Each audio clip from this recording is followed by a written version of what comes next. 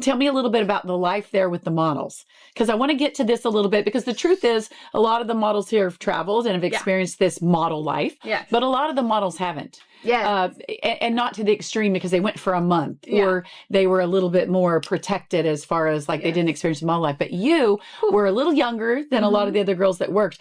I went and worked in Europe from like, you know, in other countries from like 19 to 30. You know, of course, I lied about my age. Of course. You know, all the way up until my last year working overseas. I'm like, I'm 26. They're like, I'm like, I am. No. But my point is, you were actually 16 and 17 at these places. So tell me a little bit about what that was like at an immature, because sorry, you're still so immature. Oh, for sure. In your brain. And you're thrown out to now, okay, you're with mom, dad, 3 sisters, and you're in high school. And now you're in Paris in a mom's apartment with freedom. Yes. Tell me a little bit about that freedom and how that affected you, and what advantage you took of that. Tell me. Too much freedom. Too much freedom. I know. I want to hear about it. Too much freedom at times, really. So yeah, the models' apartments, you know, like I said, you have your roommates coming in and out. You get lonely. Then you just start to kind of venture out. What can I do? What can I do in my free time, which is typically at night? What's open at night? Bars, clubs, party scene. You know, and I know that you know, but other people don't know that there are people that are actually paid to take models out to clubs and to dinners and to have pretty girls come into these clubs so they're more desirable for other people to come into. And I kind of fell in with that some. And alcohol was not allowed in my house. Growing up. My father had an issue with alcohol. My mom wouldn't allow it. Okay. And so I was never around. I was not around any type of alcohol growing up. Yeah. And those that know me know I had an issue. I had a few years worth of, she's a different girl. And thankfully I grew out of it. But that's where it started. Like, well, yeah, you're this kid that someone's like, oh, you want to go to this club and you want some free alcohol. And you're like, alcohol? Sure. I was never allowed to have that. I just want to go out. I'm bored. There's nobody at my apartment. I want to go somewhere. Well, yeah. You're young. You want to have fun. You have freedom. Yeah. So that's one more thing that, you know, people don't realize. Yeah. Everybody wants a pretty person at a bar, but it's a plan, and you're invited, and they actually send or call the modeling agencies, and the agencies will know like special nights at the clubs or things that are going on. There'll be invites. They'll invite the girls and say, hey, there's a special thing going on at this place or this club or this restaurant, and would you like to go? Of course. And of course you're like, oh, this is exciting. They want me to go. Right?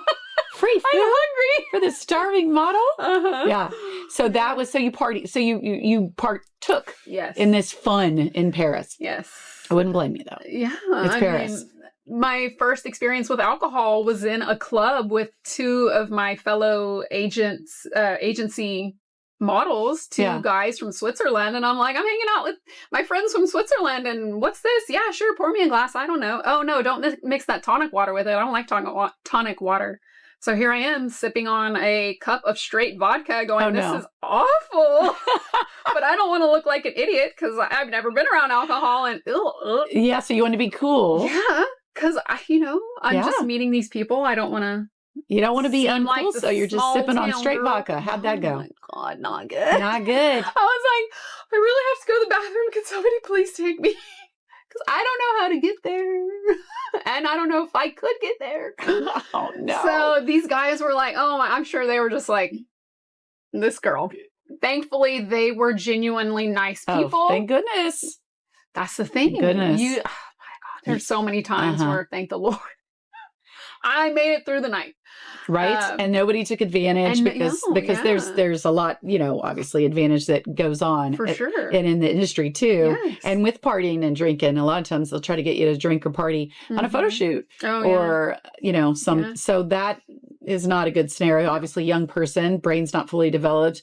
There's some alcohol floating around, at a young age back in the States, it's a little different. Oh yeah. Yeah. Because I think I was just 18, I just turned 18 and living in Paris, and why not? Did you have any bad thing happen in Paris besides the certain circumstances where you were young and partying and probably shouldn't have had that much alcohol? Did you recall anyone trying to take advantage of you that didn't happen, or just get you to maybe shoot something in a different way than you wanted to. I always talk to people. I ended up going in supposed to, shoot like a whole outfit, and I ended up like in my bra and in panties and something. I'm like, what did I just do? But you're young, and sometimes I'm just saying sometimes that happens. Oh, for sure. Did you feel at that young age moments where you're like, what? Yes, 100%. And like I said, being so shy growing up, and then it's just you and the photographer, and it's a late night, and it's already sketch anyway, because it's just you and the photographer at night in his studio apartment. Yeah.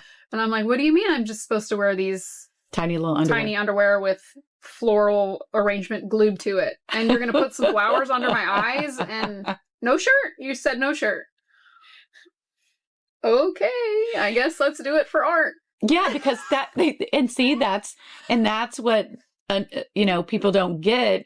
You're young and you're entering the modeling industry, and when you're young and entering the modeling industry, you don't know what you're supposed to do or not supposed to do. And when they tell you this is modeling, this is what you're supposed to do, that's where you have that moment in your brain where I don't quite feel right. My gut's telling me something's a little funky, but you go with it because you're like, but my agency sent me here, so it should be fine, right? Yeah, you're assuming should be fine, right? You're assuming because you're so naive and you think they have your best interests, and and they don't always. Yeah, and that's one of my big things that makes me aggravated about the modeling industry, because there's no one there watching out for those young girls. No. And it sounds like there's some girls have taken advantage of way farther than just ended up in a cute underwear and some flowers. Yeah. So there's so many things that go on in this industry like that.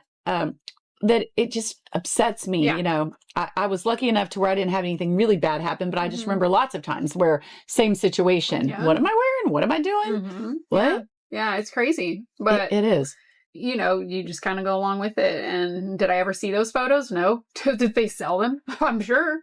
I don't know if they even sold them. Sometimes I wondered about all that. A lot of it's free test shoots. A lot of it's a photographer wanted to do a shoot. And they're calling to get these models to go do these test shoots. I just think it's for the damn photographer. Oh, probably. Whether he uses it for something or not, that's why you end up in your underwear with flowers. Yeah.